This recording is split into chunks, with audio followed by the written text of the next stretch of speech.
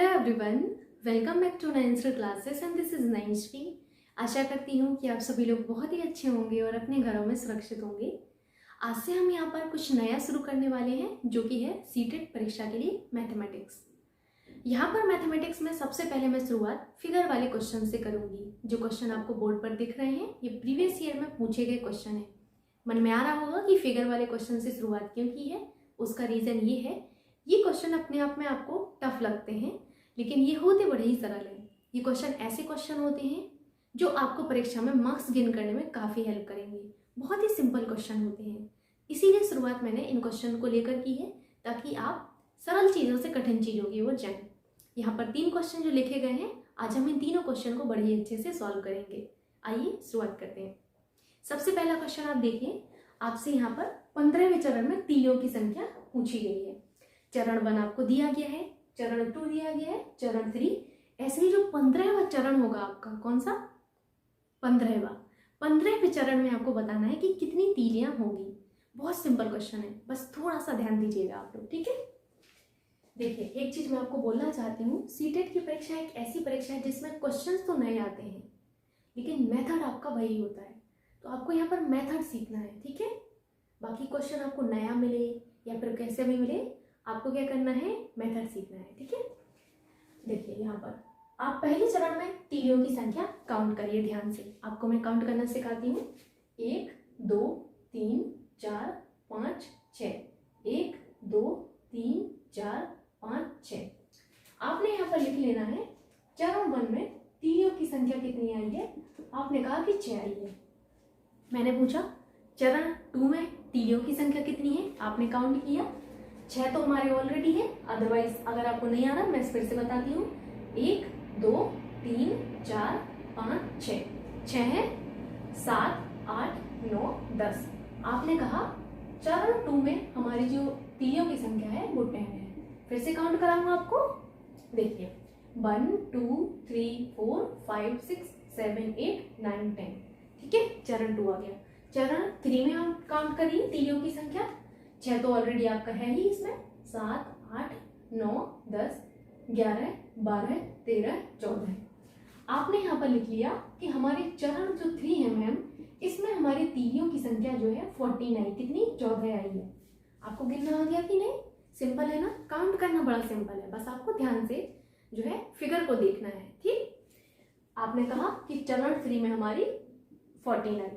हमसे कहा गया है कि चरण जो आपका 15वां है, कौन सा 15वां जो चरण है आपका, चरण 15, इसमें तीलियों की संख्या क्या होगी। आपने कहा पहले चरण में 6 है, दूसरे में हमारी 10 है, तीसरे में हमारी 14 है। ऐसे ही जो 15वां आपका जो चरण होगा, इसमें आपसे पूछा गया है कि इसमें संख्या क्या होगी। इसमें 15वें चरण में संख्या क्या होगी। अब आपने जब सीरीज पढ़ी होगी तो आपने एक फॉर्मूला पढ़ा होगा nth पद निकालने का। कौन सा? nth पद निकालने का, कि Tn बराबर a + n - 1 × d। अब उसको आपको अपने माइंड में रिकॉल करना है और यहाँ पर अप्लाई करना है, ठीक है। जो आपने पढ़ा है वही सब कुछ है, कुछ नया नहीं है, बस आपको आप अप्लाई करना सीखना है, ठीक। तो आपने वो जो फॉर्मूला पढ़ा है, कौन सा, Tn बराबर a + n - 1 × d। Tn क्या है? nth पद। a क्या है? प्रथम पद। n क्या है? आपके टोटल पद। d क्या है? सार्वंतर। सार्वंतर का मतलब है दूसरे पद में से पहला पद घटाएंगे, जो आपका अंतर होता है वही सार्वंतर होता है, ठीक। तो यहाँ कहेंगे आपको T15 निकालना है, क्योंकि 15वां पद निकालना है कि हमारा 15वां कौन सा होगा। सिंपल सी बात है, पहला पद कितना है? 6। देखिए ये आपका a कहलाता है, पहला पद a। 6 रखिए यहाँ पर। n का मतलब है पदों की संख्या कितनी है। आपने कहा 15 चरण है, तो आपने लिख दिया यहाँ पर 15 चरण है, -1। सार्वंतर आप कैसे निकालेंगे? बाद वाले में से आप संख्या में से उसकी जस्ट पहली वाली संख्या घटा दीजिए। बाद वाली संख्या में से जस्ट पहली वाली संख्या घटा दीजिए। 14 में से आप 10 घटाइए, कितना आया? सार्वंतर 4 आया है। या फिर आप 10 में से 6 घटाइए, सार्वंतर आपका बराबर ही आएगा। उस केस में आप ये फॉर्मूला लगा के इस चीज को भी याद रखना है, ठीक है। अदरवाइज ये फॉर्मूला नहीं एप्लीकेबल होता है, ठीक। यहाँ पर d क्या आया? 4 आया। सॉल्व करिए इसको। T15 = 6 + 14 × 4, ठीक है। कितना होगा यहाँ पर? 14 चौका 56। 12 की 2, हासिल का 1, 5 और 1 6, यानी कि आपके T15 क्या आ गया 62 आ गया। यानी कि 15वें चरण में तीलियों की संख्या कितनी आई है 62 आई है। कितनी 62 आई है। Very good. अब आपको समझ में आ गया होगा किस तरीके से आपको निकालना होता है। 1 मिनट आप इसको देख लीजिए, मैं इसको रब कर दूं।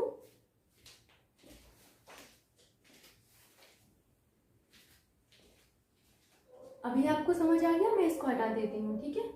एक बार और देख लीजिए, इसको हटाओ। चलिए अब हम लोग अगला क्वेश्चन देखते हैं। बड़ा ही सिंपल सा क्वेश्चन था।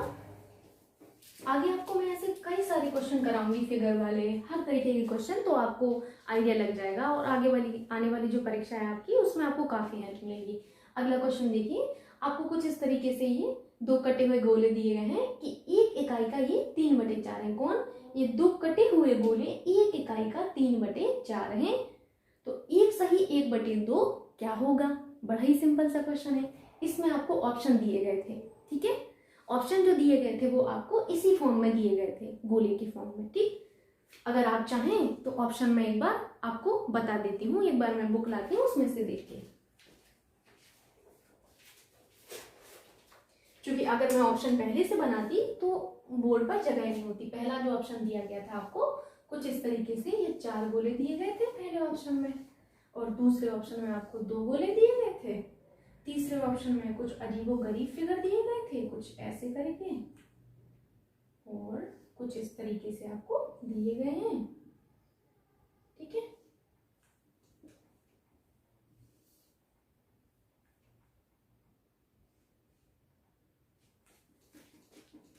थोड़ा सा समय लगेगा, बस पेशेंस रखिएगा, आराम से समझ में आएगा, क्योंकि जब तक आप ऑप्शन नहीं देखेंगे दिक्कत हो सकती है इस क्वेश्चन में, तो इसीलिए ऑप्शन बनाना अति आवश्यक है, ठीक। इस तरीके से आपको ये 3rd ऑप्शन हो गया। अब हम 4th ऑप्शन को ड्रॉ कर लेते हैं। यहाँ पर ये आपको 4th ऑप्शन यहाँ पर दिया गया है, इसको मैं रख देती हूँ बुक को। अब मैं आपको यहाँ पर कुछ इस तरीके से, इन्होंने इस तरीके से इनको रंग कर दिया था, ठीक है।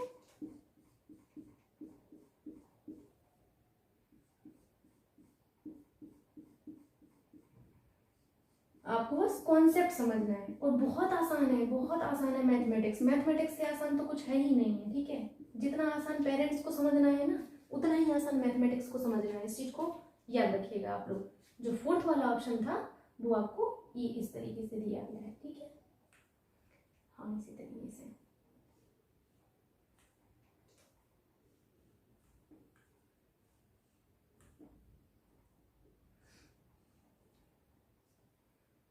फिर इनको इस तरीके से रंग दिया गया था, जैसे आपका क्वेश्चन में है ना, वैसे ही इनको इस तरीके से बना दिया गया। अब बताना है आपको, ये ऑप्शन ए है आपका, ये ऑप्शन बी दिया गया था, और ये ऑप्शन सी था, और ये आपका ऑप्शन डी था।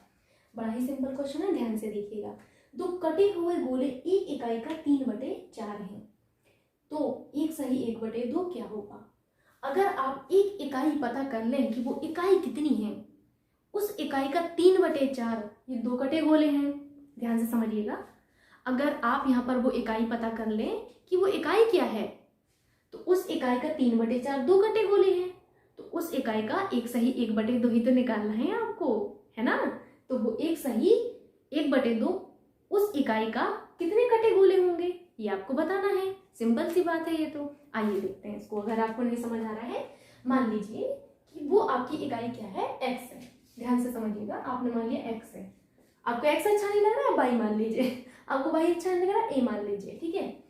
x का क्या है, इकाई का 1 इकाई का 3/4 क्या है, 1 इकाई का 3/4, ये 2 गोले हैं। क्या है, ये 2 गोले हैं। तो मैंने क्या किया, यहाँ पर लिख दिया, ये 2 गोले हैं। कौन से गोले हैं, यही दोनों वाले गोले। कौन से गोले हैं, ये दोनों वाले कटे गोले हैं। इस चीज को विशेष रूप से माइंड में याद रखना है, क्योंकि 1 इकाई का 3/4 ये 2 कटे गोले हैं, ऐसा कहा गया है। मैं अपने मन से नहीं बोल रही हूँ, लिखा है। तो 1 सही 1/2 क्या होगा? एक काम करते हैं, यहाँ पर x की वैल्यू निकाल लेते हैं, मतलब हम वो इकाई ही निकाल लेते हैं। हम उस इकाई का 1 सही 1/2 निकाल लेंगे कि वो कितने गोलों के बराबर होगा। यही हमारा आंसर है। सिंपल सी बात है। आपने क्या करना है, x बराबर 2 गुणा, देखिए ये यहाँ जाएगा, 2 गुणा 4 हो जाएगा, यहाँ पर क्या हो जाएगा, 3 हो जाएगा। यानी कि x की वैल्यू कितनी आ गई, 4 दूना 8 बटे 3। सिंपल सी बात है, कितना आ गई, कितना आई है, ध्यान से देखिए, x की वैल्यू 8 बटे 3 आ गई आपकी। अब कह रहे हैं तो एक सही 1 बटे 2 आपका जो है वो क्या होगा, ये आपसे पूछा गया है। देखिए ये आपके गोले आए हैं, इस चीज को याद रखना है, ये कटे वाले गोले जो आपको दिए गए हैं, ये गोले आए हैं। 8 सही 3, 8 बटे 3 गोले ये आपके क्या आए हैं, x की वैल्यू आ गई है आपकी। अब आपको निकालना है इसका एक सही 1 बटे 2 क्या होगा। एक सही 1 बटे 2 का मतलब क्या होता है, 2 एकम 2 और एक कितना होता है 3 बटे 2। यानी कि इस आपको x का, आपको जो 8 बटे 3 दिया है इसका आप 3 बटे 2 निकाल लीजिए, कितना आएगा, x की वैल्यू आपको 8 बटे 3 दी है, इसका आप 3 बटे 2 नहीं निकाल पाएंगे, 3 बटे 2 क्या होगा, सिंपल सी बात है, यहाँ से ये कट जाएगा और यहाँ पर क्या बचेगा, 8 बटे 2 यानी कि 4 बचेगा, यानी कि 4 गोले, क्योंकि देखिए ये आपके गोले हैं तो 4 x की वैल्यू क्या आ गई आपकी, 4 गोले आ गई यहाँ पर। 4 गोले कौन से गोले, ये वाले गोले, कौन से, ये वाले गोले, यानी कि 4 गोले आपको ऐसी वाले बताने हैं। अब आपने क्या निकाल लिया, एक सही 1 बटे 2 की वैल्यू आई है 4 गोले। 4 कौन से गोले, ये वाले गोले, कौन से गोले, ये वाले गोले, ये वाले गोले, ठीक है। इस चीज को आप समझ गए होंगे, कौन सा आंसर सही होगा, ऑप्शन डी सही होगा। सिंपल क्वेश्चन था कि नहीं। अब आप देख लीजिए एक बार ध्यान से, कोई बड़ी बात नहीं है इसमें, बहुत ही सिंपल सा क्वेश्चन था, बस माइंड आपको थोड़ा सा लगाना था यहाँ पर कि क्या हो सकता है, ठीक है। देख लीजिए एक बार, हट जाती हूं मैं, समझ लिया। नेक्स्ट क्वेश्चन देखें अभी। अगला क्वेश्चन तो और भी ज्यादा सिंपल है, उसमें तो और भी दिमाग नहीं लगाना है, इसको मैं थोड़ा सा रब कर देती हूँ, इसको यहीं पर बता सकती हूँ, कोई बड़ी बात नहीं है। क्वेश्चन कह रहा है, ध्यान से पढ़िए, एक बालक से मैडम ने यानी कि आपने कहा, शिक्षक ने कहा कि ये जो आपका यहाँ पर आयत दिया है इस पर 1/8 निरूपित करने के लिए कहता है, ठीक है। हमें नहीं पता ये क्या है, मैं बस बोल रही हूँ आपको। निम्न में से कौन सा निरूपण गलत है। पहला माइंड में ये आना चाहिए, आपको वो ऑप्शन ढूंढना है जो आपका 1/8 को निरूपित ना करे, यानी कि गलत हो। तो इस गलत को हाईलाइट करिए, ये आपका कर्तव्य है, अदरवाइज आप सही ऑप्शन आई वहां पर गलत करके चले आएंगे। क्या करना है आपको, आपको ऐसा ऑप्शन ढूंढना है जो आपके 1/8 को नहीं निरूपित कर रहा होगा, ठीक। आइए 1/8 को निरूपित कैसे करेंगे, इस चीज को मैं आपको समझाती हूँ, ध्यान से समझिएगा। जैसे ये कोई गोला है, मैंने कहा कि बेटा इसका 1/2, तो आपने कहा ये वाला भाग, ठीक है, वेरी गुड, मुझे अच्छा लगा सुन के। मैंने कहा 1/4, इस गोले का 1/4, तो आपने कहा ये वाला भाग रख दो, है ना, आप समझ रहे हैं ना।